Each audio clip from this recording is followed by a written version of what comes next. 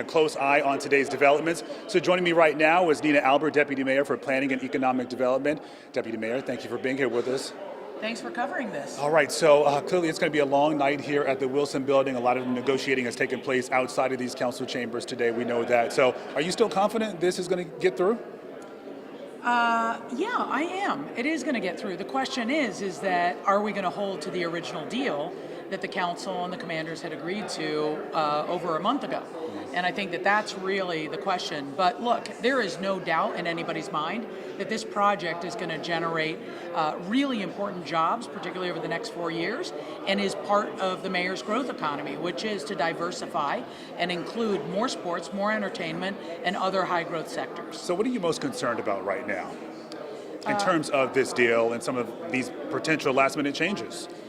I don't think that, the commanders provided a lot of concessions and worked in good faith with the council the last go around, reached significant agreement with multiple labor unions that want to participate in this deal. So these are protections for workers that are going to work on the construction site, also work on in the long term. And so I think that the deal got to a point where everybody is really satisfied, and we just want to uphold that deal. That's what the commanders have told us. That's what the commanders have told the council. We're ready to go, and we just want to get a shovel in the ground by 2030. All right, so you say you're ready to go. If this does go through today, what happens tomorrow?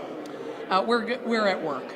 We are going to begin the planning process for the site. A lot of neighbors are really interested in how dense is it going to be, where, all the details. Where's parking going to be?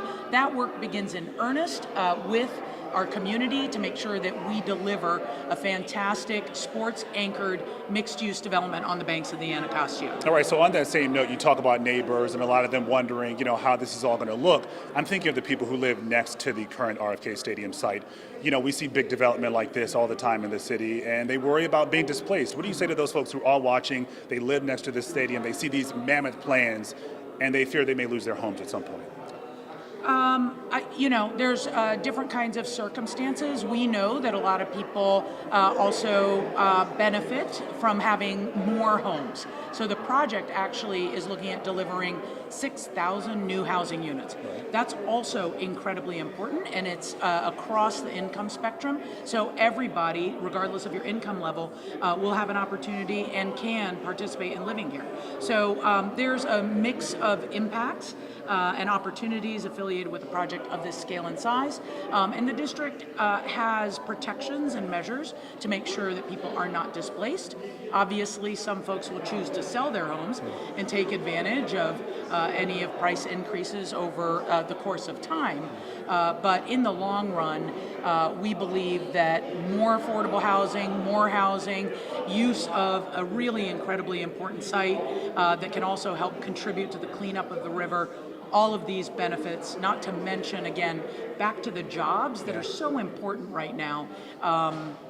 There is great promise with this project, and I believe there's great excitement for it as well. We have about 10 seconds left. How's the mayor feeling about this right now?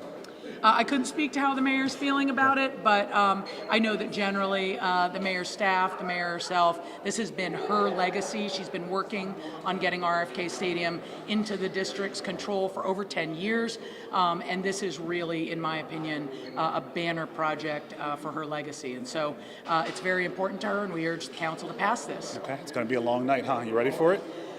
Always ready. Always ready.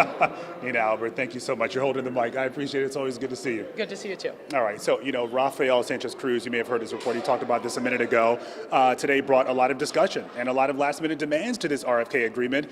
And the Washington Commanders team president says these changes, they are a bit concerning tonight. President Mark Klaus, he said in a letter to Chairman Middleton and members of the council, quote, less than 24 hours before the final vote, the Commanders organization was presented with a list of unworkable and impractical new last-minute demands by council members, which we simply cannot agree to as it jeopardizes the deal. He went on to say, quote, we urge you to honor our core agreement from only 1 month ago and move forward with the final approval. So clearly they want this done quickly. Now, we know this is a multi-billion-dollar deal, and DC council members, they ultimately get the final say. So